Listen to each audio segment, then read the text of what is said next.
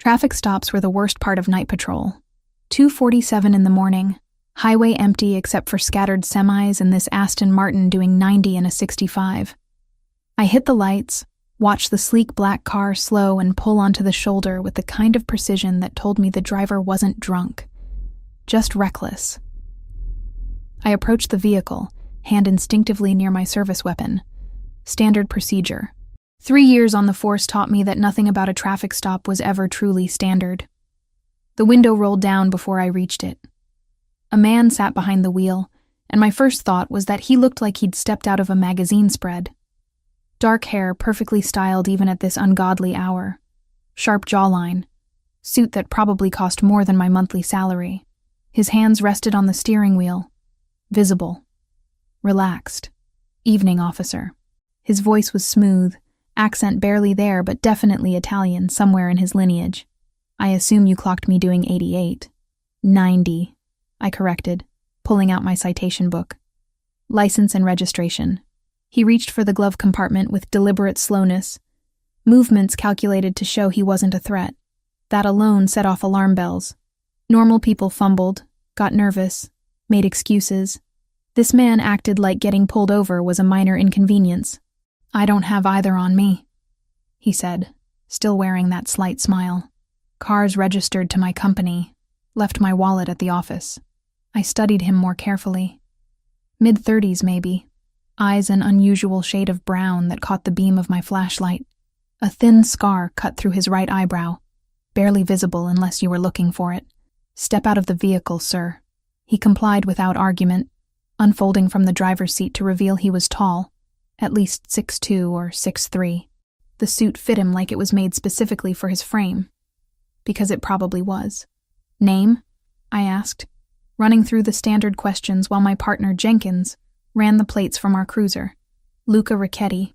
Something about the way he said it made me pause. Like he expected me to recognize it. I didn't. You know why I stopped you, Mr. Ricchetti?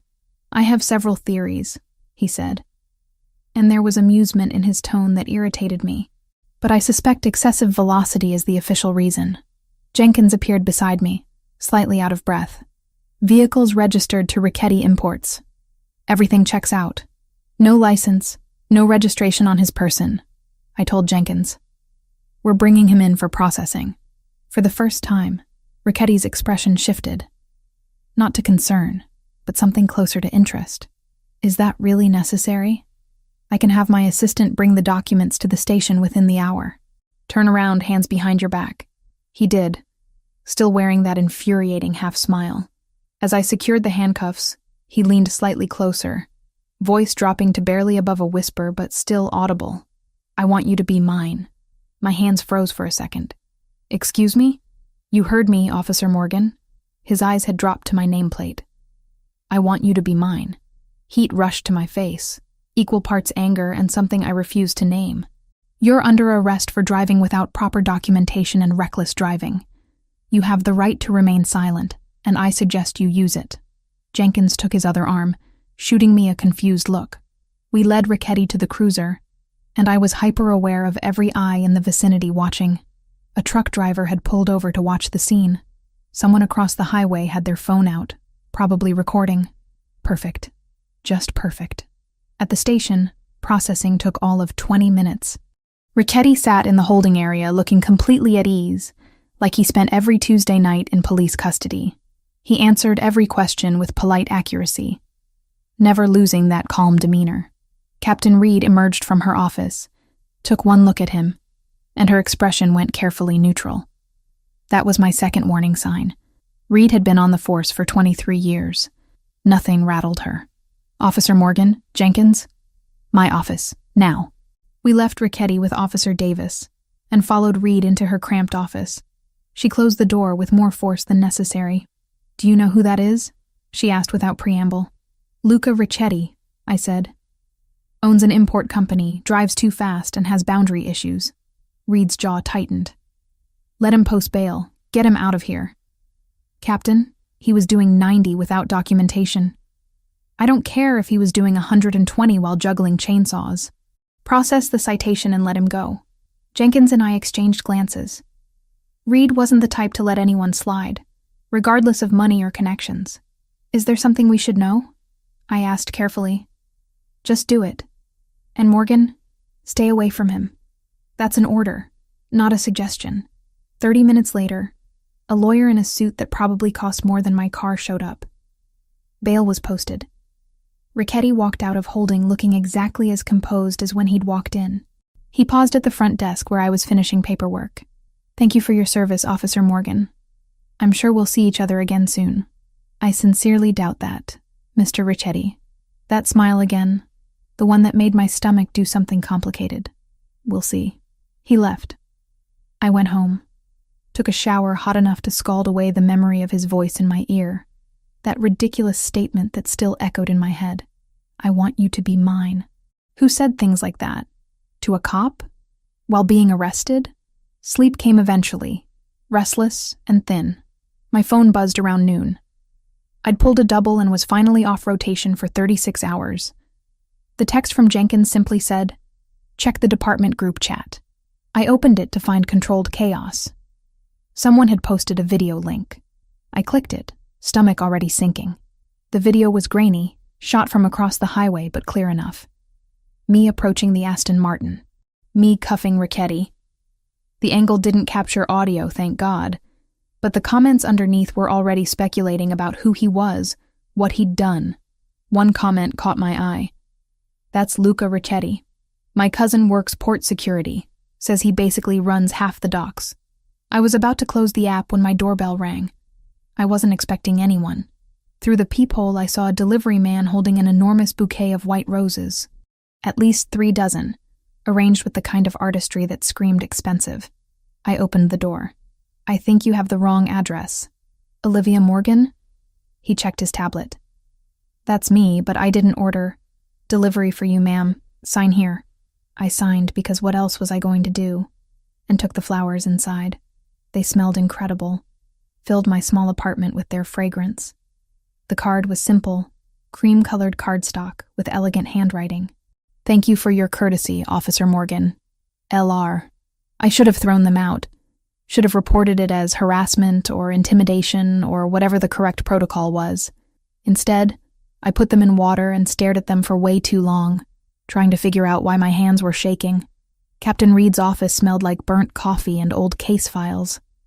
She'd called me in first thing when I reported for my next shift, her expression more serious than I'd seen in months. Close the door, Morgan. I did, settling into the worn chair across from her desk. Through the window behind her, I could see the bullpen, other officers starting their day with the usual chaos of shift change. Reed pulled a folder from her drawer and dropped it on the desk between us. Luca Richetti, age 34, born in Naples, moved to the States when he was 8. Runs Richetti Imports, legitimate on paper. In reality, he's the head of one of the most powerful organized crime families on the East Coast. My stomach dropped. You're saying he's Mafia? Yes. His father ran the organization before him. Luca took over when he was 19 after his parents were killed in what the official report called a car accident. Reed's finger tapped the folder. It wasn't an accident. Rival family took them out. Luca consolidated power within 6 months and has held it ever since. I thought about the man in the tailored suit, the way he'd smiled when I cuffed him. That calm, almost amused demeanor suddenly took on a different weight. He's been under federal investigation 3 times, Reed continued. Nothing's ever stuck. He's careful, insulated, doesn't get his hands dirty directly. Why are you telling me this? Reed leaned back in her chair, studying me with those sharp eyes that missed nothing. Because I need you to understand the situation. That traffic stop video went viral locally. You're visible now, associated with him. Even if it was just doing your job. That's not my fault. No, it's not. But there's something else you need to know. She paused, seeming to choose her words carefully. We've had leaks in the department. Information getting out that shouldn't. Details about ongoing investigations. Surveillance schedules. Someone's feeding intel to someone on the outside. The implication settled over me like ice water. You think it's connected to Richetti? I don't know, but I'm telling you this so you understand why you need to be careful. Stay away from him, Morgan. Don't engage if he contacts you again. These people, they don't play by rules we recognize. I left her office with more questions than answers. The folder's contents burned into my memory. The bullpen felt different now, like I was seeing everyone through new eyes. Who was the leak? Was it someone I worked with every day? Jenkins caught up with me at my locker. Everything okay? Reed looked intense. Just routine follow-up on the Richetti stop. I kept my voice neutral. Nothing serious. He nodded, accepting it, and headed out for patrol. I watched him go, hating that I was suddenly suspicious of everyone. The next 3 days were tense and uneventful. I kept checking over my shoulder, expecting something to happen, but nothing did. Life continued. I worked my shifts, went home, tried to sleep. Then the coffee shop happened. I stopped at my usual place on 4th Street before my morning shift. I'd been going there for 2 years, knew the staff by name, had my order memorized by everyone who worked the counter. Luca Richetti was sitting at a corner table with a newspaper and an espresso. He looked up as I entered, and that slight smile appeared. Officer Morgan. What a pleasant coincidence. Is it? I kept my voice flat, moved to the counter without acknowledging him further. Ordered my usual, paid, tried to ignore the weight of his attention on my back. When my coffee was ready, I took it and headed for the door. His voice stopped me. You should know that video has made you quite famous in certain circles. I turned. I don't know what you're talking about. The traffic stop. It's being discussed by people who have interest in my movements. That makes you interesting by association. He folded the newspaper precisely. You should be careful, Officer Morgan. Is that a threat? A warning? There's a difference. He stood, leaving money on the table. Enjoy your coffee. He left before I could respond.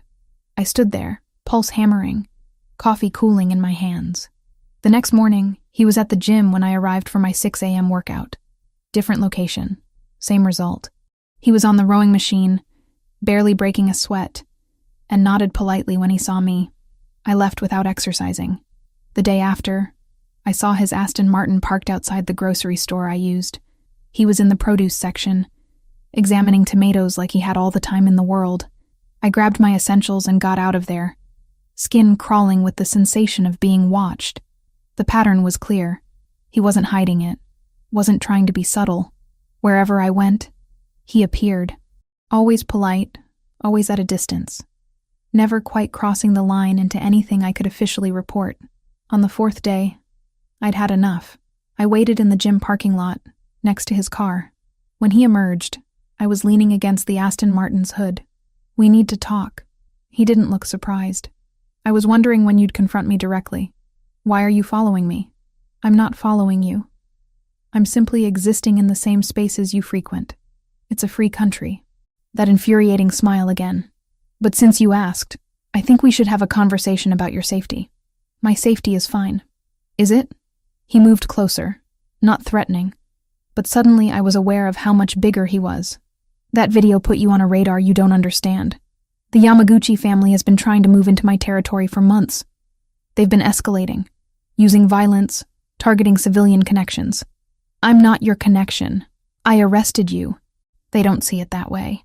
They see a beautiful police officer who got my attention, who I sent flowers to, who I spoke to in a very specific way while being handcuffed. His eyes held mine. They see leverage. My mouth went dry. You're saying I'm in danger because of you? I'm saying you were put in danger the moment that video went online. Not by me, by circumstance. He reached into his jacket, slowly, pulled out a business card. If anything unusual happens, anything at all, you call this number. Franco Zanarello. He's my head of security, and he'll respond immediately. I'm a cop. I don't need a criminal security detail. Then pray you don't need it. He pressed the card into my hand. But keep it anyway. He got into his car and drove away, leaving me standing in the parking lot with a business card burning a hole in my palm. I should have thrown it away. Should have gone straight to Captain Reed and reported the conversation. Instead, I put it in my wallet, behind my badge, where I could pretend it didn't exist. That night, I pulled up the video again. Watched myself cuff Luca Richetti, watched the smooth way he moved, the control in every gesture. Read through hundreds of comments. many of them speculating about his identity. One comment thread caught my attention. "My aunt works at the port. Says the Yakuza's been pushing hard into Richetti territory. It's gonna get ugly." Another, "Friend in the FBI says they've been watching him for years. Can't touch him, though. Guys like smoke." I closed the laptop and stared at the white roses on my kitchen counter. They were starting to wilt, petals browning at the edges. But I hadn't thrown them out. Something told me I should be more afraid than I was. Instead, I felt something else entirely. Something dangerous and complicated that I refused to name. My phone buzzed. Unknown number. The message was simple. "Stop looking into things you don't understand. This is friendly advice." I stared at it for a long time before deleting it. Then I took Franco Zanarello's card out of my wallet and put it on my nightstand. Just in case. The double shift left me exhausted enough that I almost missed it. I'd worked 16 hours covering for Jenkins, who'd called in sick, dealt with 2 domestic disturbances and a bar fight, and all I wanted was my bed and 8 hours of uninterrupted sleep. My apartment building looked normal. Same cracked concrete steps, same flickering light in the hallway that the landlord kept promising to fix. I climbed to the 3rd floor, keys already in hand, and stopped dead when I saw my door. It was closed, but wrong. The frame was splintered near the lock, paint chipped away where someone had forced entry. Fresh damage, recent enough that I could smell the wood dust. Training kicked in. I dropped my bag, drew my service weapon, and radioed for backup. Then I waited, pulse thundering in my ears, every nerve on high alert. It took 8 minutes for the first unit to arrive. 8 minutes of standing in that hallway, weapon trained on my own door, imagining what I might find inside. Officer Davis arrived first, followed quickly by 2 more units. We cleared the apartment room by room, corners and closets, every space someone could hide. Empty. Whoever had been here was long gone. But they'd left their mark. My living room was destroyed. Couch cushions slashed open, stuffing everywhere. Books pulled from shelves and scattered across the floor. Kitchen cabinets hung open, contents dumped out. In my bedroom, drawers had been yanked out and upended, clothes thrown everywhere. What they hadn't taken was almost more disturbing than what they had. My laptop sat untouched on the coffee table. My grandmother's jewelry, the only valuable things I owned, remained in the box on my dresser. The $70 in my nightstand drawer was still there. This wasn't a robbery. Davis moved through the rooms, documenting everything with his camera. Looks like they were searching for something specific. Any idea what? I shook my head, but my attention was caught by something else. Picture frames on my bookshelf. The ones holding photos of me and my dad at my academy graduation. Me with my college roommates. Me with my mom before she'd passed. All empty. The photos had been removed. "They took my pictures," I said, voice sounding distant to my own ears. Davis came over, examined the empty frames. His expression shifted to concern. "That's not normal." My bedroom wall stopped me cold. Above my bed, someone had spray-painted characters I didn't recognize. Sharp, angular strokes in black paint. They looked Asian, possibly Japanese. "We need to get someone who can translate this," Davis said, already pulling out his phone. I already knew who could tell me what it meant. The business card was still in my wallet, Franco Zanarello's number printed in elegant script. I should call Captain Reed. Should go through proper channels. Should absolutely not contact a known criminal's security chief. I pulled out my phone and dialed Franco's number instead. He answered on the second ring. "Zanarello, this is Officer Olivia Morgan. Luca gave me your number. My apartment's been broken into." Silence for 2 beats. "Are you there now?" "Yes. Other officers are here, but nothing was stolen. They left a message on my wall, in Japanese. Get out of the apartment. Now. I'm sending someone immediately. I'm not leaving a crime scene. Officer Morgan." His voice cut through my protest with unexpected authority. "If there's Japanese writing on your wall, you're not dealing with a simple break-in. The Yamaguchi family leaves signatures. You need to leave that apartment right now, and you need to do it before anyone else sees that message." Something in his tone made my blood run cold. "What does it say?" "I'll be there in 10 minutes. Don't let anyone photograph that wall." He hung up. I stood there, phone still pressed to my ear, as the reality of my situation crashed down on me. This wasn't about me. This was about Luca. About that video, those flowers, whatever game was being played at levels I didn't understand. Davis came out of the bedroom. Captain Reed is on her way. She wants everyone out until she gets here. Preserve the scene. I need 5 minutes alone in there first. Personal items. He hesitated, then nodded. Make it quick. I went back into my bedroom and took photos of the Japanese characters with my personal phone. Then I grabbed the small fireproof lockbox from under my bed, the one holding my important documents, and shoved it into my work bag. When I emerged, Davis and the other officers were in the hallway. Franco Zanarello arrived exactly 10 minutes after I'd called him. He was shorter than Luca, maybe 5'10", with salt and pepper hair and the kind of face that had seen too much. He wore a dark suit and moved with the confidence of someone used to difficult situations. Officer Morgan? He extended a hand. Franco Zanarello. I'm a security consultant. I shook his hand, aware of Davis watching. Thanks for coming. Franco's eyes moved past me to the open apartment door. May I see the message? Davis stepped forward. Sir, this is an active crime scene. I understand. I'm simply offering translation services. I'm fluent in Japanese. Franco's smile was professional, practiced. Unless you have someone else available. Davis looked at me. I nodded. We went inside, Franco moving through the space with careful attention. When he saw the characters on my bedroom wall, his jaw tightened. What does it say? I asked. We know your weakness. Franco pulled out his phone and took a photo before turning to me. This is a Yamaguchi signature.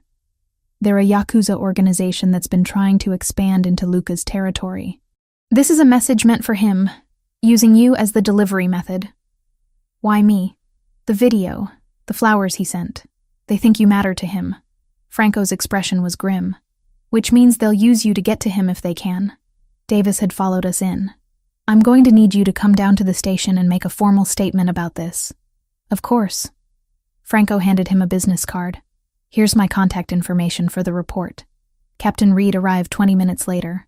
She took one look at the Japanese characters, then at me, and I watched her expression shutter closed. We spoke briefly in the hallway. Her voice low and controlled. You need to find somewhere else to stay tonight. Maybe with family.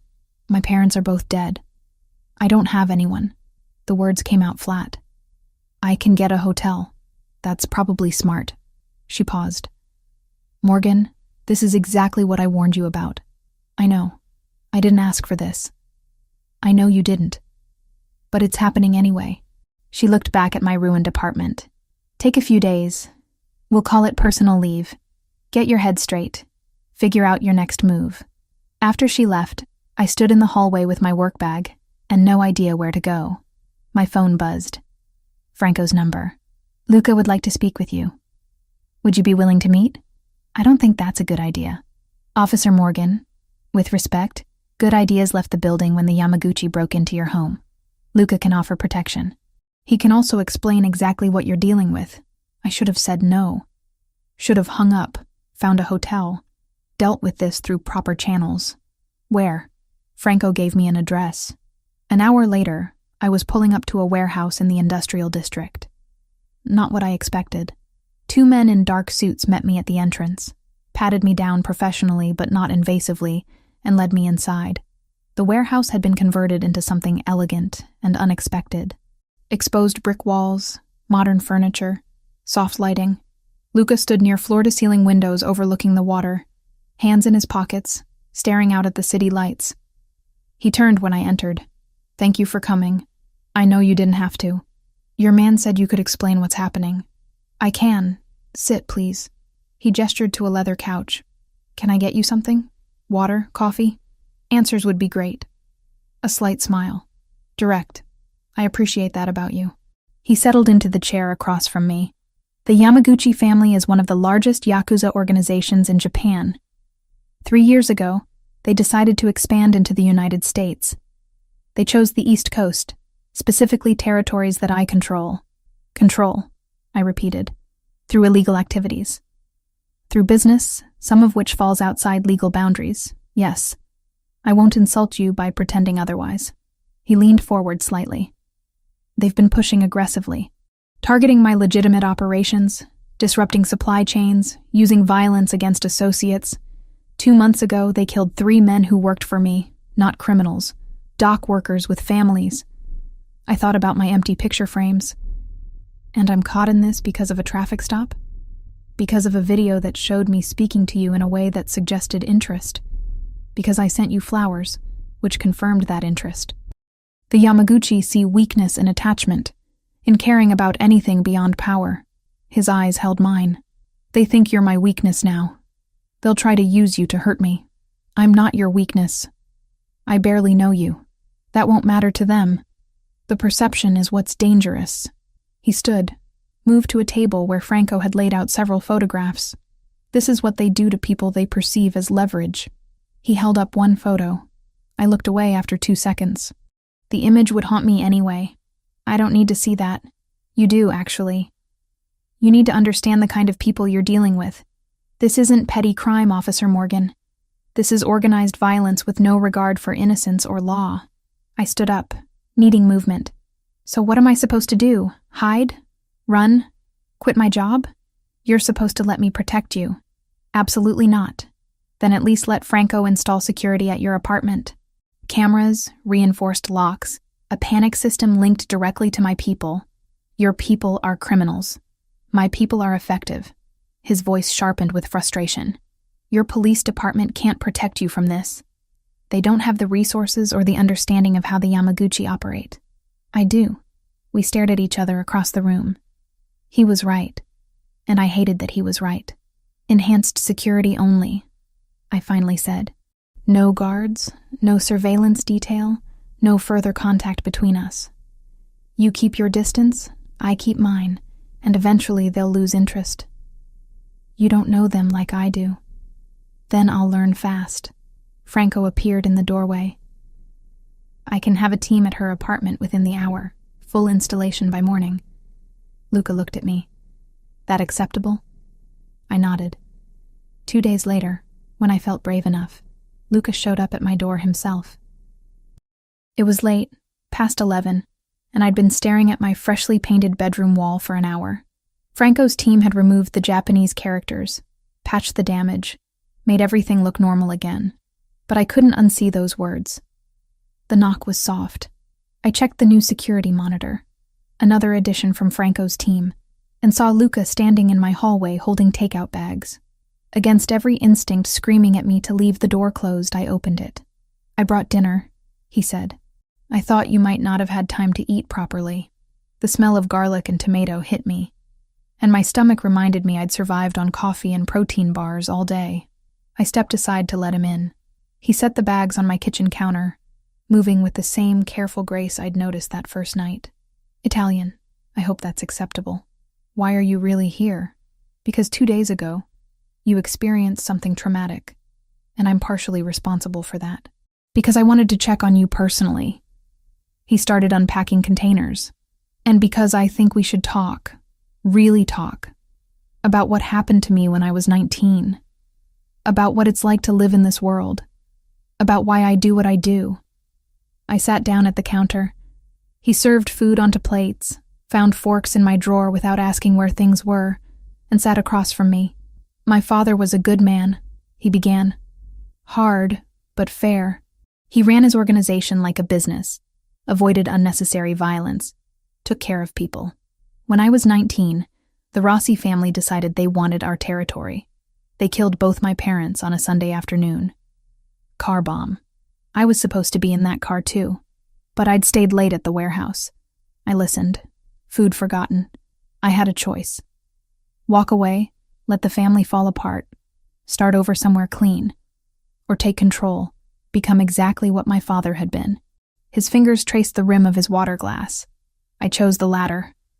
Not because I wanted power, but because 30 families depended on the organization for their livelihood. Because walking away would have meant more bloodshed as everyone fought over the vacuum. You could have gone to the police.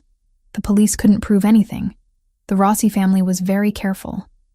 And by the time I'd consolidated power, I was too deep to extract myself without massive casualties.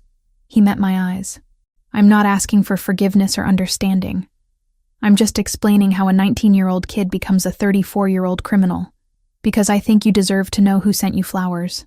We talked until after 2 a.m, about his parents, about my father who died responding to a domestic violence call when I was 15, about the choices that shape us, the paths we can't walk back from, the weight of responsibility neither of us had asked for. When he finally left, I stood at my window watching his car drive away, thinking about how nothing in my training had prepared me for this, for feeling sympathy towards someone like Luca Ricchetti, for understanding, even slightly, the world he inhabited, for wanting to see him again. A week passed with eerie calm. I returned to work, went through my routines with the new security system humming in the background of my life. No more break-ins, no mysterious messages. Luca kept his distance like I'd asked. I told myself I was relieved. Told myself the knot of disappointment in my chest was just stress. Thursday evening, I stopped at the grocery store on my way home from a day shift. Nothing fancy, just milk, bread, something for dinner that didn't come from a drive-thru. The parking lot was half empty, streetlights just starting to flicker on as dusk settled over the city. I was loading bags into my trunk when I heard footsteps behind me. Too close, too fast. Training kicked in before conscious thought. I spun, hand going for my weapon. But there were 3 of them, and they moved with coordinated precision. The first man grabbed my arm. Asian, maybe late 20s, tattoos visible at his collar. I twisted, broke his grip, got my hand on my gun. The second man hit my wrist hard enough that my fingers went numb, and the weapon clattered to the pavement. "Don't make this difficult," the third one said. His English was perfect, but accented. "Get in the van. No one needs to get hurt." A white cargo van sat idling 3 spaces away, side door open. Waiting. I screamed. Drove my elbow into the closest man's solar plexus, felt the satisfying whoosh of air leaving his lungs. Someone grabbed my hair, yanked me backward. I went with the momentum, used it to throw my full weight against him. We both hit the ground. My radio. I slapped at my belt, found it, managed to hit the emergency button before someone kicked it out of my hand. The device skittered under a car, red light blinking. They were dragging me toward the van when headlights blazed across the parking lot. A black SUV came around the corner too fast, tires screeching. It slammed to a stop between me and the van. Luca emerged from the driver's side. Franco came from the passenger side. Both moved with lethal purpose. What happened next lasted maybe 30 seconds but felt like an hour. Franco hit the first man with something that looked like practiced brutality, efficient and brutal. Luca grabbed the one holding me, and I watched him transform into someone I hadn't seen before. The violence was controlled, but absolute. He broke the man's grip on me with a move that left him screaming. The third attacker pulled a knife. Luca disarmed him so fast I barely tracked the motion, then put him on the ground with his knee on the man's spine. "Touch her again, and I'll kill every member of your organization starting with you." Luca's voice was empty of emotion, cold in a way that raised every hair on my body. Tell Tanaka this was his only warning. Franco zip-tied 2 of them to a light pole. The third was unconscious. Luca turned to me and his expression shifted, the coldness evaporating into something like concern. "Are you hurt?" I couldn't answer. My hands were shaking, adrenaline crashing through my system. I watched him wipe blood off his knuckles with a handkerchief, watched Franco secure the scene with mechanical efficiency, and realized I'd just seen exactly what kind of man Luca Ricchetti really was when pushed. Sirens wailed in the distance. My emergency signal had gone through. "We need to go," Franco said. "Police will be here in 2 minutes. I'm not leaving. I'm a cop. You need to come with us right now." Luca's hand on my arm was gentle despite everything I'd just witnessed. "Those men will tell the police anything that serves them. You were attacked. You defended yourself. We happened to intervene. But if you stay, this becomes complicated in ways that put you in more danger." "Luca," Franco's voice held warning. 60 seconds. Please." Luca's eyes held mine. "Trust me for the next hour. After that, you can call whoever you want, report whatever you need to. But right now, I need to get you somewhere safe. I should have stayed. Should have waited for backup, filed reports, done everything by the book. Instead, I got into his SUV. He drove fast, but not recklessly, taking turns that suggested he knew exactly where he was going. Franco sat in the back, on his phone, speaking in rapid Italian. My police radio sat on my belt, silent now, probably being discussed by every unit in the vicinity. Where are we going? My property. It's secure. Luca's knuckles were white on the steering wheel. I'm sorry. I had people watching, but they moved faster than we anticipated. You had people watching me? Yes. I told you I would protect you. He glanced over. Are you injured? Did they hurt you? Bruises. Nothing serious. I pressed my palms against my thighs to stop them shaking. How did you know to come? My people saw them setting up. Called it in. Franco and I were 15 minutes away. We got lucky. Lucky. I'd just been almost kidnapped in broad daylight. Had watched Luca break someone's arm without hesitation. And we were calling it lucky. The property was 30 minutes outside the city, hidden behind gates and walls that screamed private. The house itself was unexpected. Modern architecture, clean lines, floor-to-ceiling windows overlooking manicured grounds. Not the Gothic mansion I'd imagined. Inside was even more surprising. Minimalist furniture, expensive but understated. Art on the walls that looked original. Everything carefully curated, but somehow still feeling lived in. Franco disappeared down a hallway after a brief conversation in Italian with Luca. We were alone in a living room that probably cost more than my annual salary. Sit, Luca said, guiding me to a leather couch. I'm going to get the first aid kit. I don't need... Your arm is bleeding. I looked down. He was right. One of them must have caught me with the knife. A shallow cut through my sleeve. I hadn't even felt it happen. Luca returned with a kit that would put a small hospital to shame. He sat beside me, rolled up my sleeve with careful hands, cleaned the wound with efficiency that spoke of experience. His touch was surprisingly gentle. This is going to hurt, he warned before applying antiseptic. It did. I hissed through my teeth but didn't pull away. He worked in silence, bandaging the cut with practiced precision. You've done this before, I observed. Yes. Occupational hazard in my line of work. He finished, sat back. That should hold until you can get it properly looked at. I can't believe you had people following me. I can't believe you're surprised. He stood, moved to a cabinet, and poured amber liquid into 2 glasses. After what happened to your apartment, did you really think I'd leave you unprotected? I didn't ask for protection. You didn't need to. He handed me 1 glass. Whiskey. It'll help with the shock. I took it. Sipped. It burned going down, smooth and expensive. We sat in silence for a moment. The weight of what had just happened settling over us. What I did to those men, Luca said finally. That's who I am when violence becomes necessary. I wanted you to see it eventually, but not like this. You were terrifying. Yes. No denial, no apology. That's the point. In my world, the appearance of capability prevents most fights before they start. But when they start anyway, you finish them decisively. I thought about the man screaming, the cold way Luca had delivered his threat. You meant it. About killing them. Every word. He met my eyes. Does that frighten you? It should. But does it? I wanted to say yes. Wanted to be horrified, to call for backup, to run from this man and everything he represented. Instead, I kept seeing him appear in that parking lot, the way he'd positioned himself between me and danger without hesitation. I'm questioning my judgment, I admitted.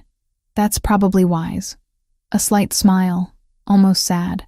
I'm not a good man, Olivia. I've done things that would horrify you if you knew the details. But I keep my word, and I protect what's mine. I'm not yours. Aren't you? He leaned forward, close enough that I could smell cedar and something darker. Every time I close my eyes, I see you standing on that highway, chin up, refusing to be intimidated. Every conversation we've had has made me want more. You're in my head in ways I haven't allowed anyone to be in 15 years. My breath caught. Luca, I know. You're a cop. I'm everything you're supposed to stand against. It's impossible and inappropriate and probably dangerous for both of us. His hand came up, fingers brushing my jaw so gently it was almost imaginary. But tell me you don't feel this too. I should have pulled away. Should have said something professional, something that established boundaries. Instead, I leaned into his touch, just slightly, and watched his eyes darken. The moment stretched, fragile and charged. Then his phone rang, shattering it. He pulled back, checked the screen, answered. Yes? Listened. Understood. Keep them there. He hung up, expression shifting to business. The police found the men in the parking lot. One of them is talking, claiming you attacked them unprovoked. That's insane. It's strategy. They'll try to discredit you, make you seem unstable or corrupt. He stood. You need to get ahead of this. Call your captain, explain what happened, get on record first. He was right. I pulled out my phone, saw 17 missed calls from the department, called Captain Reed directly. She answered immediately. Morgan, where the hell are you? I'm safe. I'll explain everything, but you need to know what really happened tonight. I told her. All of it, leaving out only the location where I was now. She listened in silence until I finished. Come in tomorrow morning. First thing. We'll sort this out. Her voice softened slightly. I'm glad you're okay. But Morgan, you're getting pulled into something way over your head. I know. After I hung up, Luca gestured to the hallway. Guest rooms are upstairs. You should stay here tonight. Franco's already arranged for clothes and anything else you might need. I should go home. Your home has been compromised once already. Here, you're safe. His expression was earnest. Please, let me have this much peace of mind. I was too exhausted to argue, too shaken to drive, too confused about everything I was feeling to trust my own judgment. One night, I agreed. Then I figure out what happens next. One night, he echoed, but something in his tone suggested he knew that one night was already more than either of us could take back. Captain Reed's office felt smaller than usual, the walls pressing in as she paced behind her desk. I'd been sitting there for 20 minutes while she read through my written statement for the third time. Let me make sure I understand this correctly. She set the papers down with deliberate care. You were attacked in a grocery store parking lot by 3 men with apparent Yakuza connections. Luca Ricchetti and his associate happened to intervene. You then left the scene before backup arrived and spent the night at Ricchetti's property. That's accurate, yes. Morgan. She rubbed her temples. Do you have any idea how this looks? I was almost kidnapped. I defended myself. Civilians helped. I reported it immediately to you. Civilians. She laughed without humor. The head of an organized crime family isn't a civilian. He's a criminal. And you spending the night at his estate raises questions I can't answer for internal affairs. My stomach dropped. IA is involved? The men you fought are claiming you initiated the attack, that they were simply in the parking lot when you assaulted them without provocation. They're saying Ricchetti's men joined in to protect you because you're involved with him. That's completely false. I know that. You know that. But the optics are terrible. Reed sat down heavily. I have to put you on administrative leave, Morgan. Effective immediately. It's not a punishment, it's protocol while we sort through this mess. Captain, please. It's already decided. Turn in your badge and weapon. Take 2 weeks minimum. We'll reassess after Internal Affairs completes their review. Her expression softened slightly. I believe you. But I need you away from this situation before it gets worse. I left the station feeling hollow. My badge and gun sat in Reed's desk drawer. 27 years old, and my career was potentially circling the drain because I'd done nothing wrong, except exist in the same orbit as Luca Ricchetti. My phone rang as I reached my car. Unknown number. Officer Morgan? A male voice, vaguely familiar. This is Detective Kyle Bennett. We met briefly at the station last month. I work Organized Crime Division. I remember. What can I do for you? I heard about what happened last night. I wanted to check in. See if you're okay. He paused. Also wanted to ask if you've been staying at the same address. For report purposes. Something felt off about the question. I'm staying with friends temporarily. Why? Just updating our files.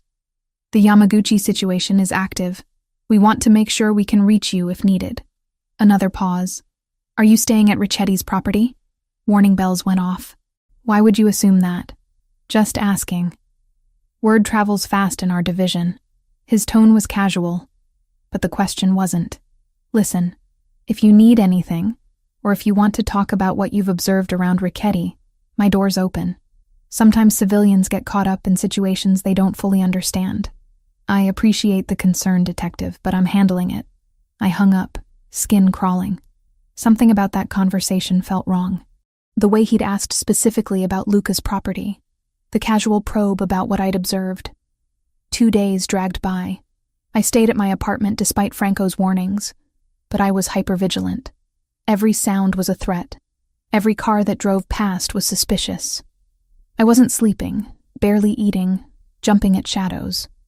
On the 3rd day, I gave up and went back to the station to collect some personal items from my locker. The building felt alien now, like I was visiting somewhere I no longer belonged. Officers I'd worked with for 3 years suddenly found reasons to be elsewhere when I appeared. I was leaving through the side entrance when I noticed Detective Bennett in the parking lot, standing beside his car, phone pressed to his ear. Something about his posture made me pause in the doorway, out of sight. No, she's not staying there anymore. Back at her apartment. His voice carried across the pavement. I confirmed it this morning. Yes, the one on Oak Street. Pause. I don't know her schedule. I'll find out. Ice flooded my veins. I pulled back into the building, heart hammering. He was feeding information about me to someone. Someone who wanted to know my location, my routine, the leak Reed had mentioned. It was Bennett. I needed to tell someone, but who? Reed was already dealing with IA breathing down her neck. And I had no proof beyond overhearing half a conversation. My phone buzzed. Franco. Officer Morgan, I need you to listen carefully. We have intelligence that suggests another attempt will be made on you. Soon, possibly within the next 48 hours. How do you know this? We have sources inside the Yamaguchi organization. They're planning something bigger this time. More public. Meant to send a message to Luca. I thought about Bennett in the parking lot, confirming my location. I think there's a leak in my department. Someone's feeding them information about me. Silence for 3 seconds. That would explain how they knew your schedule at the grocery store. Can you identify who? Detective Kyle Bennett, Organized Crime Division. I just overheard him on the phone confirming where I'm staying. Get somewhere public immediately. Stay visible. I'm sending a car to your location. Franco's voice was tense. Don't go home. Don't go anywhere isolated. Understood? Understood. I drove to a busy cafe downtown, one with cameras and crowds. Ordered coffee I didn't drink and sat near the window where I could watch the street. 30 minutes passed. An hour. My phone rang. Captain Reed. Morgan, where are you right now? Downtown. Why? There's been an incident at the precinct. Shots fired in the parking lot. Multiple casualties. Her voice was strained. I need you to stay wherever you are. Do not come here. What happened? It looks like a coordinated attack. They were waiting for shift change. Maximum personnel in the lot. She paused. Bennett's dead. 3 other officers wounded. My stomach twisted. Bennett had been dirty, feeding information to the Yamaguchi, but he'd still been a cop. Still been someone I'd worked alongside. The waste of it all hit me harder than I expected. Did he? I couldn't finish the question. Died instantly. Multiple gunshot wounds. Reed's voice was flat. Whatever he was involved in, it got him killed. My hands went numb. The Yamaguchi? We think so. Morgan, this was about you. They were asking officers where you were, looking for you specifically. When they couldn't find you, they opened fire. Guilt crashed over me like a physical weight. People were hurt because of me. Bennett was dead, and even though he'd been dirty, he was still a cop. This was my fault. I'm coming in. No, you're not. That's exactly what they want. Reed's voice was sharp. They want you exposed. Vulnerable. You stay hidden until we figure this out. I can't just hide while people are dying. You can and you will. That's not a request, Morgan. I've already got the mayor breathing down my neck and the FBI getting involved. You being here will only make it worse. I sat in that cafe for another hour. watching police cars and ambulances scream past on their way to the precinct. News alerts started flooding my phone. 3 officers wounded, 1 dead. Suspects fled the scene. Possible gang-related violence. Franco appeared beside my table so quietly I jumped. "We need to go. Now." "How did you—" "Tracked your phone. Come on." He led me to a different SUV, this one with tinted windows and a driver I didn't recognize. We pulled into traffic, heading away from the city center. "Where are we going?" "The property. It's the only place that's truly secure right now." Franco's jaw was tight. "That attack at your precinct was a message. They're escalating because Luca won't give them what they want." "Which is what, exactly?" "Territory. 3 blocks of waterfront property worth about $40 million. Luca controls it, they want it. And they've decided the fastest way to pressure him is through you." We drove in silence for several minutes.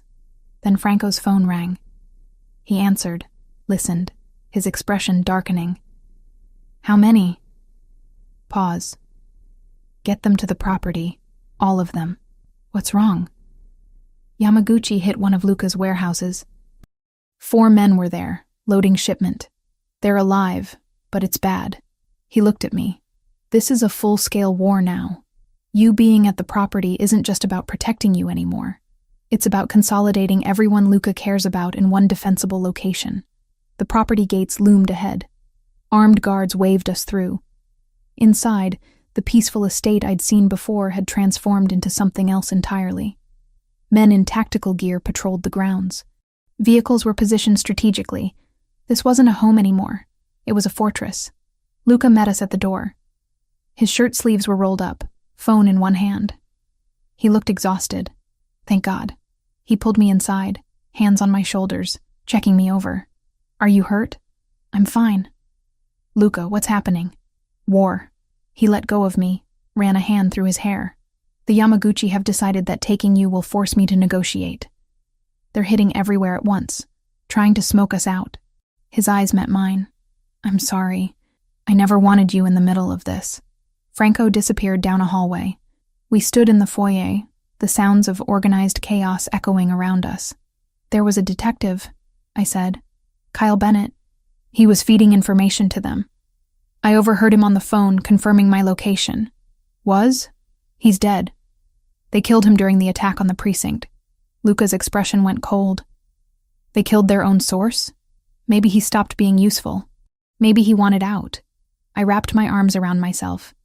"People are dying because of me.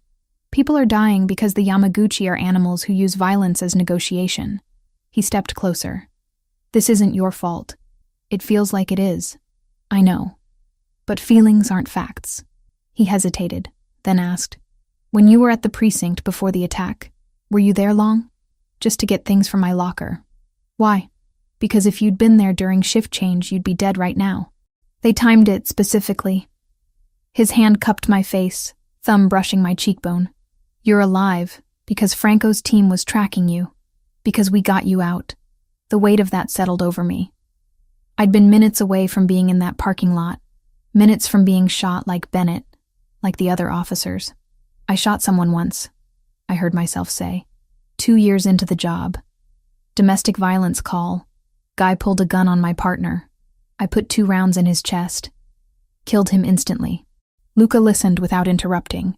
I had nightmares for months. Therapy. Reviewed the shooting 100 times. Eventually, I accepted it was clean, justified, unavoidable. But I still see his face sometimes. I looked up at Luca. "You've killed people. Multiple people. How do you live with that?" "I don't sleep well," he admitted. "And I don't pretend the weight goes away. But I remember why I did it. Who I was protecting. What would have happened if I hadn't." His voice was quiet. "Every life I've taken was in service of keeping other people alive. That doesn't make it good, but it makes it necessary." Gunfire cracked in the distance. We both tensed. Franco appeared seconds later. "Perimeter's secure. That was just warning shots. They got too close to the north fence." He looked at me. "You should be upstairs, away from windows." Luca nodded. "I'll take her up. Get everyone in position. If they're probing our defenses, they might try something bigger." We climbed stairs to the 2nd floor. He led me to what looked like a study. books lining the walls, heavy desk near the window. But he showed me a panel that opened to reveal a reinforced room behind it. Safe room. If things go bad, you get in here. Door 6 inches of steel, completely soundproof. Has its own ventilation system. He showed me how to lock it from inside. There's food, water, medical supplies, communication equipment to reach Franco directly. You've thought of everything. I've had to. He stepped back out. I need to coordinate with my people. You'll be okay here? I should have been terrified. Should have been calling Reed, demanding protection, doing everything by the book. Instead, I felt strangely calm. Surrounded by criminals and violence, I felt safer than I had in my own apartment. Luca. He turned back. After this is over, assuming we both survive, what happens to us? His expression was unreadable. I don't know, but I'd like the chance to find out. He left me in that study with a loaded gun he'd placed on the desk and instructions to shoot anyone who came through the door who wasn't him or Franco. I sat there, listening to men move through the house below, preparing for war, and wondered how my life had become this, and why some part of me didn't want to go back. 3 days blurred together inside the property. Meals appeared at regular intervals brought by staff who moved like ghosts. Franco checked on me hourly with updates that told me nothing and everything at once. Perimeter secure, no movement, holding position. I slept in a guest room that felt more like a luxury hotel than a safe house. Silk sheets, view of gardens I couldn't walk through, bathroom marble tiled and stocked with expensive products. Every comfort except freedom. Luca was everywhere and nowhere. I'd hear his voice in other rooms, catch glimpses of him through doorways deep in conversation with Franco or other men whose names I didn't know. He looked exhausted, running on too much coffee and not enough sleep. On the 3rd night, he finally knocked on my door past midnight. Come in. He entered carrying 2 plates. I thought you might be hungry. Staff went home hours ago, but I found pasta in the kitchen. The domestic gesture was so unexpected I almost laughed. You cooked? Heated up, technically. My culinary skills are limited. He set the plates on the small table by the window. Join me? We ate in comfortable silence for several minutes. The pasta was simple but good, and I realized I'd barely eaten all day. How are you holding up? He asked finally. I'm going stir-crazy. I'm not built for sitting still while other people fight battles around me. I set down my fork. What's the situation? And don't give me the sanitized version Franco's been feeding me. Luca considered this, then nodded. The Yamaguchi pulled back after the precinct attack. Too much heat from law enforcement. But they're regrouping, not retreating. My sources say they're planning something bigger. A final push to force me into giving them what they want. The waterfront property. Yes, $40 million in real estate. But more importantly, it's strategic. Control those docks, and you control shipping routes up and down the coast. He pushed food around his plate. I've been negotiating with intermediaries, trying to find a solution that doesn't end with more bodies.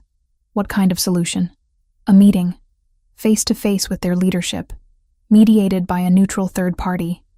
We hash out territory division, establish clear boundaries, end this before it spirals further.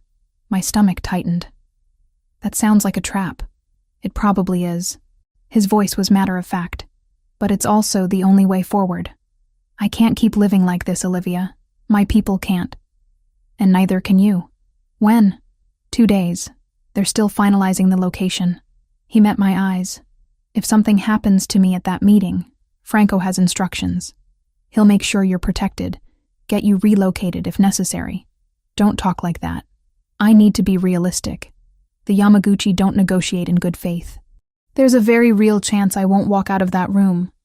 He leaned forward, which is why I need to say something now, while I still can.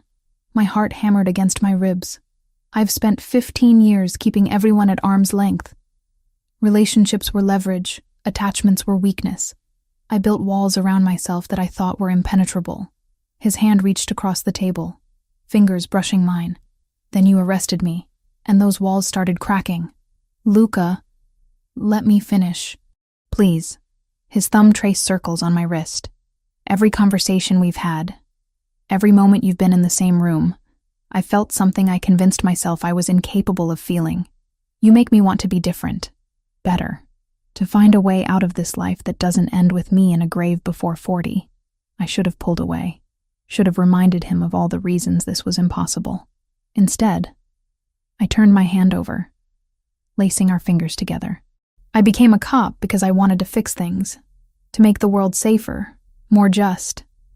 Black and white morality. I laughed softly. Then I met you, and suddenly everything's gray. I should despise everything you represent.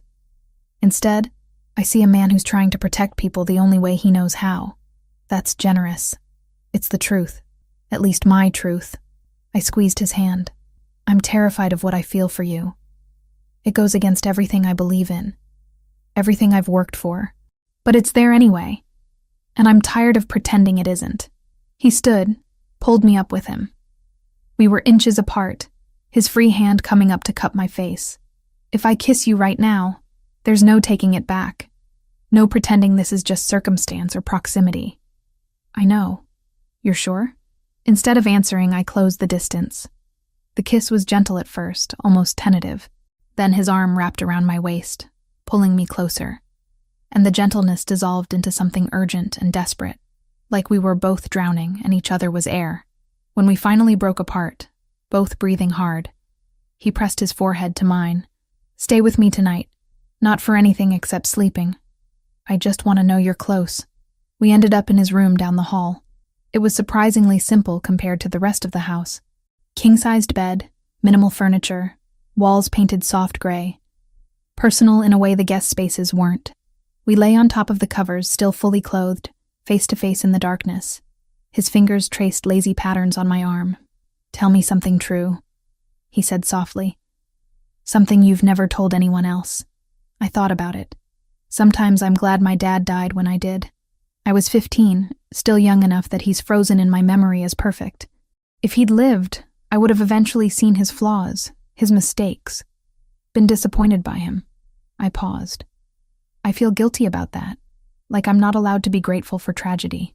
You're allowed to have complicated feelings about trauma. His voice was understanding. That doesn't make you a bad person. Your turn. Something true.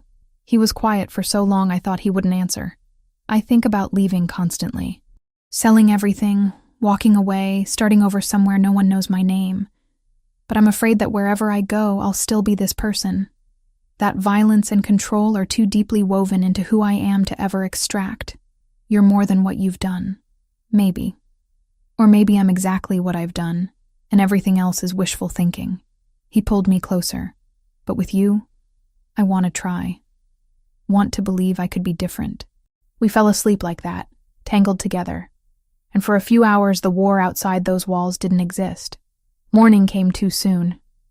I woke to find Luca already up, standing at the window in the soft light of dawn. He'd put on fresh clothes, looked like he'd showered. Coffee's on the nightstand, he said without turning. Franco's briefing is in an hour. The meeting's been confirmed for tomorrow afternoon. I sat up, reaching for the coffee. It was surprisingly good. Where? Abandoned warehouse on the waterfront. Neutral territory. Supposedly swept for weapons and surveillance.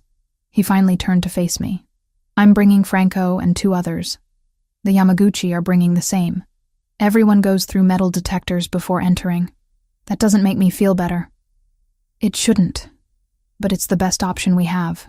He crossed to the bed, sat on the edge. I need you to promise me something. What? If things go sideways tomorrow, if Franco tells you to run, you run. No arguments, no hesitation. You get out and you don't look back. Luca, promise me, Olivia. Please. I wanted to argue. Wanted to say I'd fight beside him, that I wouldn't abandon him. But I could see in his eyes how much he needed this reassurance. I promise. He kissed me then, slow and thorough, like he was memorizing the taste. When he pulled back, there was something fierce in his expression. This isn't goodbye. I'm coming back. But just in case, I need you to know that meeting you changed everything. Whatever happens tomorrow, I don't regret a single moment. Then make sure you survive to have a lot more moments. He smiled, but it didn't reach his eyes. I'll do my best. The The rest of the day moved with painful slowness. Luca was in meetings constantly, planning, strategizing. Franco gave me a brief tutorial on the safe room's communication systems, showed me how to access emergency funds if I needed to disappear. Everyone was preparing for the worst while hoping for the best. Evening found me in the kitchen attempting to make coffee and failing miserably at the complicated machine. Luca appeared behind me, reached around to adjust settings, and suddenly it was working. "You make terrible coffee," I observed. "I have many flaws." He wrapped his arms around my waist, chin resting on my shoulder. "That's definitely one of them. What are the others?" "Stubbornness, control issues, tendency to solve problems with violence first and questions later." He paused. "Falling for a cop who arrested me, which might be the biggest flaw of all." I turned in his arms. "Or the smartest thing you've ever done. We'll see." He kissed my forehead. "Tomorrow, after the meeting, assuming everything goes according to plan, I want to take you somewhere. Just us, no guards, no war. Somewhere normal." "Where?" "There's a stretch of beach about an hour north. Private, quiet. I bought the land years ago thinking I might build something there someday." His thumb brushed my cheekbone. "I want to walk on that beach with you and pretend we're just two people figuring out if this could work." "I'd like that." We spent that night together again, but this time it was different. More intense, more present. Like we were both acutely aware that tomorrow could shatter everything. We talked until the early hours, about everything and nothing. Childhoods and dreams, fears and regrets. When exhaustion finally pulled us under, I lay in his arms thinking about impossible futures and dangerous presents.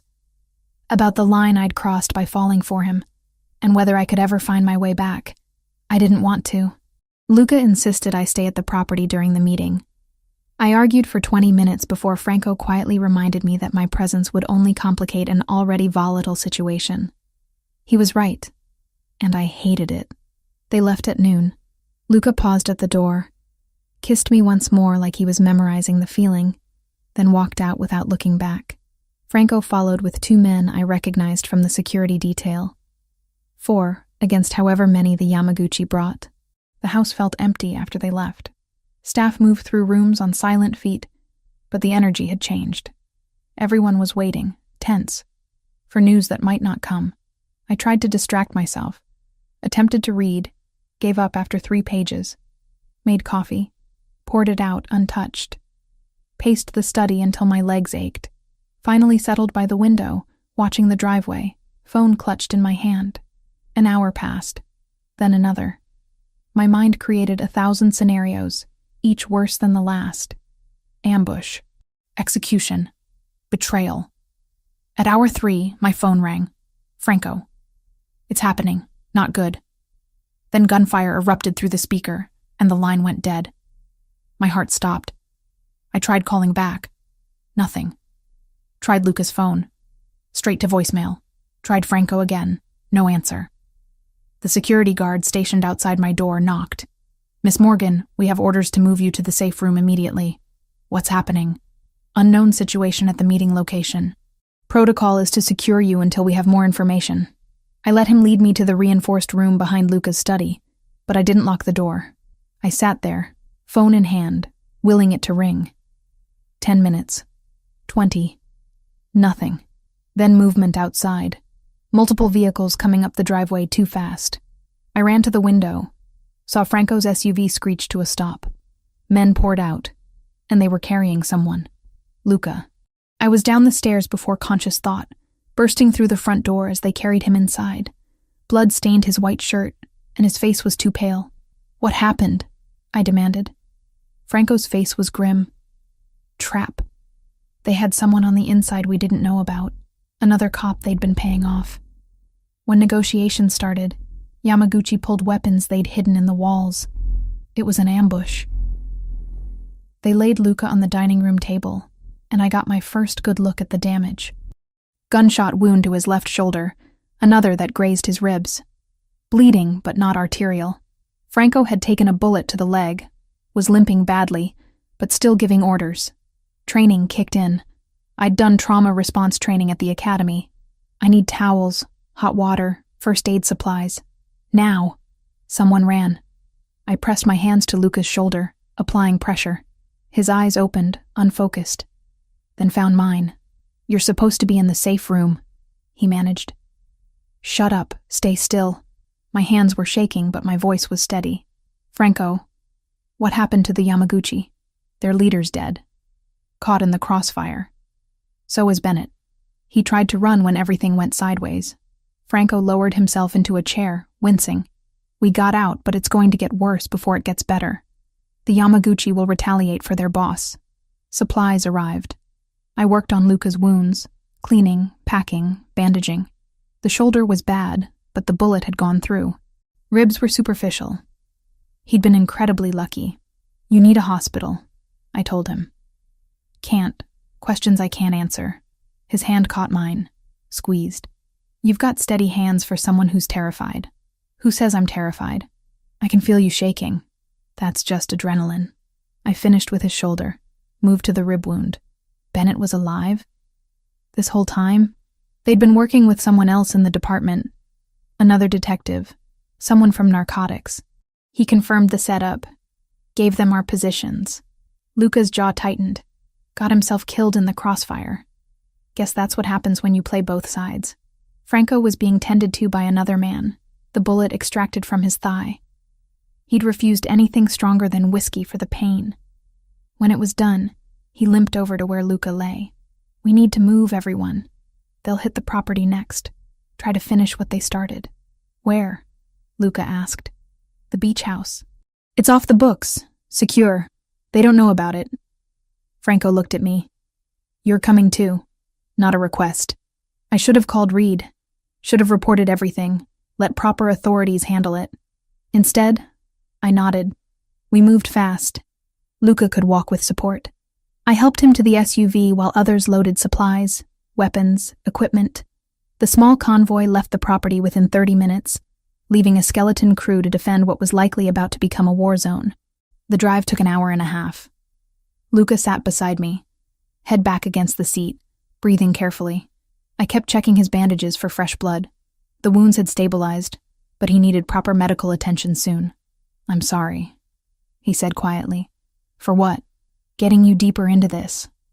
You saved my life back there, and now you're an accessory to God knows how many crimes. I made my choice." I took his hand, eyes open, fully aware. "I chose you, even knowing what that means, especially knowing what it means." The beach house was small, modern, built into the dunes with floor-to-ceiling windows overlooking the ocean. Isolated enough that our closest neighbor was 2 miles away. Franco had a doctor waiting, someone discreet who asked no questions. While the doctor worked on Luca properly, stitching and medicating, Franco pulled me aside. "What happened in that warehouse changes things. The Yamaguchi's second-in-command will take over. He's younger, more aggressive. This war just escalated." He studied me. "You understand you can't go back to your old life now? You've crossed too many lines. Done too much. Even if we win this, you're compromised." "I know. And you're okay with that?" I thought about my badge in Reed's drawer. My apartment I'd barely lived in. The career I'd built for 3 years. All of it felt like someone else's life now. "I'm okay with it." He nodded slowly. "Luca's lucky to have you. I hope he knows that." The doctor finished around 10 p.m. Luca would be fine, needed rest and antibiotics. But barring infection, he'd recover fully. Franco's leg would take longer, but wasn't life-threatening. We gathered in the living room, exhausted and battered. 2 of Franco's men stood guard outside. Everyone else had scattered to various safe houses, orders given to lie low until the situation stabilized. "What now?" I asked. Luca, propped up on the couch with enough painkillers to make him drowsy but still lucid, considered the question. "Now we wait for their move. They'll want revenge for their boss. But they're also in chaos, dealing with succession and reorganization. We have maybe 48 hours before they regroup. And then we finish this. One way or another." His eyes met mine. "I'm getting out, Olivia. After this ends, I'm done. I'll transition everything to Franco, cash out my legitimate holdings, and disappear. I told you I think about leaving constantly. Now I'm actually going to do it." Franco looked surprised, but not displeased. "You're serious?" "Completely. I'm 34 years old, and I just took 2 bullets in a warehouse fight. I'm tired, Franco. Tired of violence. Tired of looking over my shoulder. Tired of being this person." He reached for my hand. "I want that normal life. The beach walks and terrible coffee and waking up without wondering if today's the day someone finally kills me." "What about the organization?" "It's yours if you want it. You've earned it 100 times over. I'll help with the transition, make sure everyone's taken care of, but then I'm out." We sat in silence, the sound of waves crashing against the shore filtering through the windows. The weight of everything that had happened, everything still to come, pressed down on all of us. Later, when Franco had gone to coordinate with his men and we were alone, Luca pulled me down beside him on the couch. "Are you sure about this?" he asked. "About me? About leaving everything behind? I've never been more sure of anything." I rested my head on his good shoulder. "My whole life, I've done what was expected. Followed rules, pursued the right career, tried to be the daughter my parents would be proud of, but none of it felt like mine. It felt like wearing someone else's life. And this feels like yours? You feel like mine." I lifted my head to look at him. "I don't know what comes next, or where we'll go, or how we'll build something new. But I know I want to try. With you." He kissed me softly. "When this is over, we're going to walk on that beach I told you about. Just us, normal people, figuring out how to be together. I'm holding you to that." Outside, night had settled completely over the water. Inside, surrounded by guards and weapons and the aftermath of violence, we held each other and pretended for a few hours that we were just 2 people falling in love, even though we both knew that the war wasn't over yet, that the Yamaguchi would come, that everything we wanted was still on the other side of survival. But for now, in this moment, we were alive, together, and that was enough. 3 months later, I stood in the kitchen of a modest beach house an hour north of the city, watching sunrise paint the Pacific Ocean in shades of amber and rose. The coffee maker gurgled beside me, fancy Italian machine that Luca still couldn't operate despite my repeated attempts to teach him. So much had changed in 90 days. The war had ended 2 weeks after the warehouse ambush. The Yamaguchi's second-in-command, a pragmatist named Sato, had reached out through intermediaries. Both organizations were bleeding resources, losing people, attracting too much law enforcement attention. A territory split was negotiated. Luca kept his waterfront properties. They got shipping routes on the south side and 3 blocks of commercial real estate, an uneasy peace that had held because both sides were exhausted. True to his word, Luca had dismantled his empire with methodical precision. Franco took over day-to-day operations, slowly legitimizing what could be legitimized and cutting loose what couldn't. Luca sold off properties, transferred assets into trusts, set up pension funds for families who'd worked for his father. The transition took months of careful planning, but he'd done it. I'd submitted my resignation to the police department 6 weeks ago.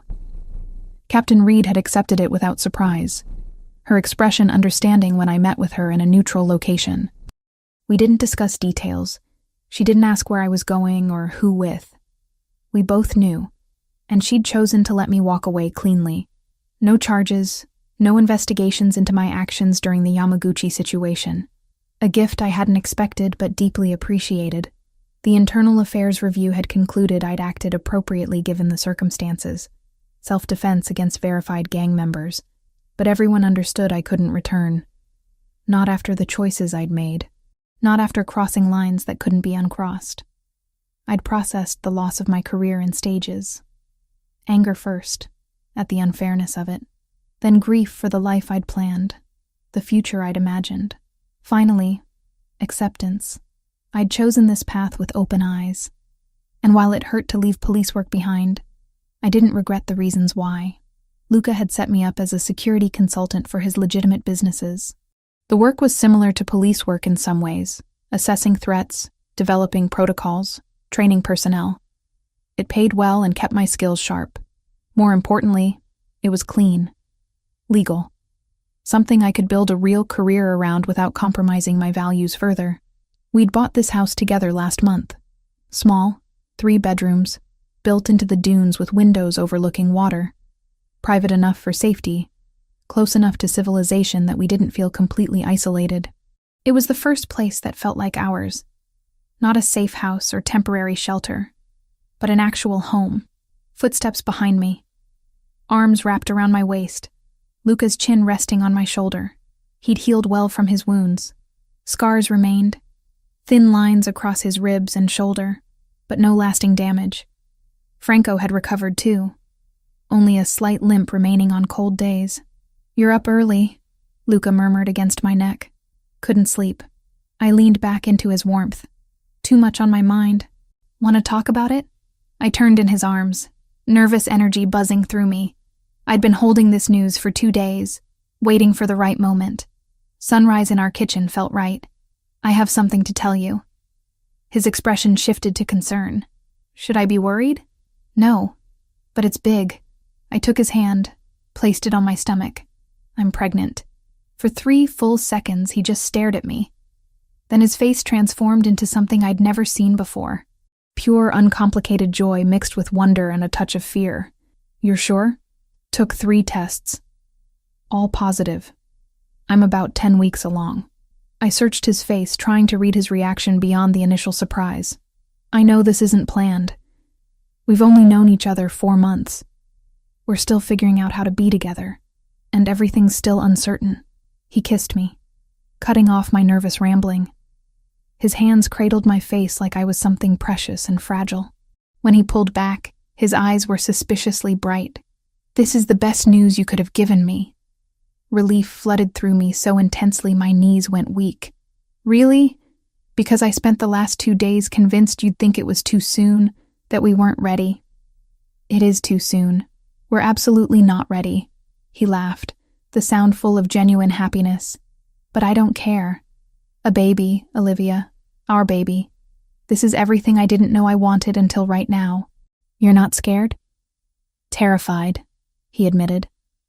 "I have no idea how to be a father. My own died when I was 19, and before that he was teaching me how to run a criminal empire, not how to change diapers or go to parent-teacher conferences." His thumb brushed my cheekbone. "But I want this. Want to give our child the life I never had. Normal, safe, filled with choices instead of obligations." I pressed my forehead to his. "We're going to be terrible at this. Probably. But we'll be terrible together." He pulled back slightly. "Although we should probably get married before the baby comes. I'm traditional about some things. Did you just propose? That was definitely not a proper proposal." "I'll do better, I promise. With a ring and everything." He grinned. "But yes, eventually, I'm absolutely proposing. If you'll have me. Let me think about it." I pretended to consider. Reformed Mafia boss with terrible coffee skills and a tendency to solve problems with violence. What's not to love? "I'm working on the violence thing." "I know you are." I kissed him softly. "And yes, when you ask me properly, I'll say yes." We stood in our kitchen as morning light filled the space, holding each other. The future suddenly more real and tangible than it had been minutes before. Not the future I'd planned when I'd graduated from the police academy at 24, but maybe a better one. Franco arrived mid-morning for his weekly check-in. He'd been staying in the city, managing the transition while Luca and I built our new life at the beach. His leg had healed well, only bothering him when weather changed. He looked good, more relaxed than I'd ever seen him. "You both look disgustingly happy," he observed, accepting coffee from Luca. "What happened?" "We're having a baby," Luca announced, unable to contain his grin. Franco's eyebrows shot up. Then a slow smile spread across his usually serious face. "Congratulations, both of you. A baby. That's wonderful news. How are things in the city?" I asked, steering the conversation to business. "Stable. The Yamaguchi are keeping to their territory. We're keeping to ours. Most of our former operations are fully transitioned now. I've got legitimate business managers running the legal companies, and the less legal stuff is being phased out gradually." He pulled out a folder. "Which brings me to why I'm here. Final paperwork for you to sign, Luca. After this, you're officially out. Clean break." Luca took the folder, flipped through documents with practiced efficiency. "The pension arrangements for the families? All set. Everyone who worked for your father or directly for you gets monthly payments. Enough to live on comfortably, with increases built in for inflation. Franco sipped his coffee. You're leaving them better off than most bosses would. They were loyal for 2 decades, some of them for longer. It's the least I can do. Luca signed papers, passed them back. And you're sure you want to keep running things? I am, but I'm doing it differently. No unnecessary violence. No expansion wars, just managing existing interests and slowly going legitimate. Franco met Luca's eyes. You taught me there's a better way. I'm putting that into practice. After Franco left, Luca and I walked the beach.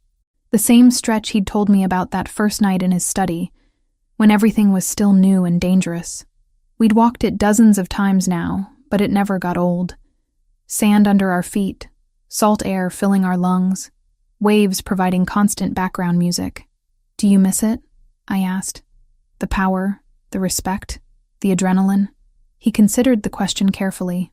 Sometimes I miss the certainty of it, knowing exactly who I was and what my role was. But no, I don't miss the violence or the constant vigilance or the weight of being responsible for so many lives. He squeezed my hand. This is better. This is real. Even the boring parts? Especially the boring parts. Grocery shopping and mortgage payments and trying to figure out why the dishwasher makes that weird noise. He pulled me closer. I spent 15 years living in high gear. I'm ready for mundane. We continued walking in comfortable silence. In the distance, a few other people walked dogs or jogged along the waterline. Normal people doing normal things. We were part of that now, or at least learning to be. I've been thinking about the baby, I said. About what kind of parents we want to be. And I want to be honest. Age appropriately, but honest. About who we were, what we did, why we made the choices we made. I watched a seagull dive for fish. I don't want to lie or pretend we were something we weren't. But I also want them to understand that people can change. That mistakes don't define you forever. That's fair. Luca was quiet for a moment. I want them to have choices I never had. To pursue whatever makes them happy, not what's expected or necessary. And I want them to be kind. That's more important than being powerful or successful, says the man who used to run a criminal empire. Exactly. I know what power costs. I'd rather our kid be a good person than a powerful one. We turned back toward the house. In a few hours, I had a doctor's appointment, the first official prenatal visit. Luca was coming with me, nervous and excited in equal measure. Normal couple things, except neither of us was particularly normal. That evening, we sat on our back deck watching sunset paint the sky. Luca had attempted dinner, pasta with sauce from a jar, basic but edible. We ate while stars appeared one by one overhead. I've been thinking about names, Luca said suddenly. It's a little early for that. I know, but if it's a boy, I'd like to name him after my father. Antonio. If you're okay with that. I thought about the man in old photos Luca had shown me. Serious face, kind eyes, dead because of the world he'd inhabited. I think that's beautiful. And if it's a girl, I was thinking about your mother. What was her name? Catherine. Catherine Ricchetti.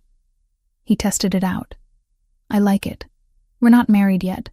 Might be Catherine Morgan Ricchetti. I smiled. Or something else entirely. We have 7 months to decide. 7 months. He pulled me against him. This time last year, I was planning territorial expansions and managing conflicts with 3 different organizations. If someone had told me that 12 months later I'd be sitting on a deck with a pregnant cop planning baby names, I would have thought they were insane. Life's funny that way. It is. He pressed a kiss to my temple. But I wouldn't change any of it. Not the traffic stop. Not the warehouse fight, not the impossible choices. All of it led here, and here is exactly where I want to be. Later, lying in bed in our little house by the sea, I thought about the path that had brought us to this moment. From that highway at 2 a.m. to here, every decision, every risk, every line crossed. None of it had been easy. Most of it had been terrifying, but Luca was right. This was exactly where I wanted to be. His arm tightened around me. What are you thinking about?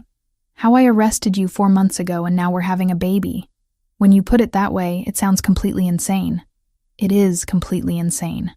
I tilted my head to look at him, but it's our insane, and I wouldn't trade it for anything. He kissed me, slow and deep, and I tasted our future in it.